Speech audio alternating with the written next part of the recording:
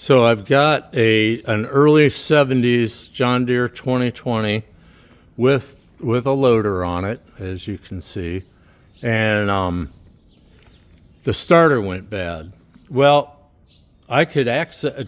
First thing I had to do is get the loader off. Well, how do you get the loader off without being able to start the tractor? Well,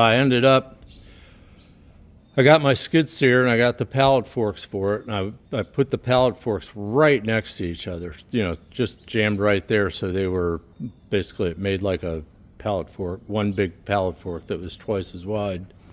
Had a couple 4x6s that were about a foot longer than the pallet forks, so I stacked those one on top of the other, strapped them down really tight with ratchet straps, and then came in behind the 2020, came in, back here. You can see the arms up there. Put a chain around one of those. Just had to do one. Didn't have to lift them both at the same time. Lifted it up. Got the stands. You can see the stands coming out the sides there. Got the stands under there.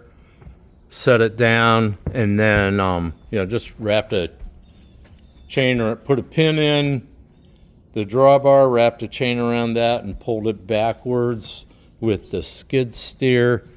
And you can see the there where it's mounted to the stand was back where those last 3 bolt holes are, pretty much. So we moved it back probably 4 feet to be able to get to it. So the starter, I just got the starter out. I'm so stoked about this. Just got the starter out. So I'm not putting it back in to show you, but just imagine there's a starter there.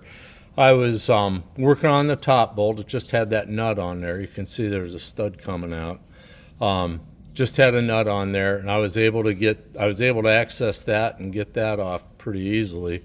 But I just could not get to the bottom bolt. It was just, no matter what I tried, various extensions, various depths of sockets, and just all kinds of stuff. Couldn't find anything to really get on there and get it loosened up. Well, then I was looking at it, and there's rails on the side, as you'll know if you have a loader. I'm pretty sure there's rails on the side even if you don't have one. But anyway, they're just there so you can bolt stuff to the tractor. The engine's supported up front here with that big support. That's what it's bolted to, that the whole front end support there, and then in the back the transmission. So those rails weren't holding anything together, and they're really easy to take off. And so anyway, the first one was the one that the loader rests on, so that was the first one to come off.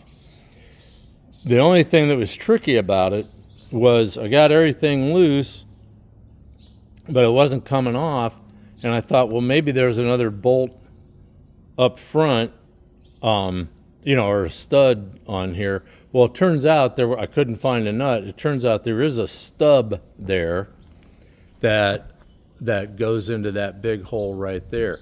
But it's a tight fit, so you really have to wiggle this thing to get it out. It's not hard, you just have to work it is all. So you get that one off, then that one's behind it, take that off, and I think there wasn't much holding that on. And then the last one to come off is that one there that bolts to the last 3 holes there. Well, once you do that, then you're wide open, and you can get to that bolt super easily.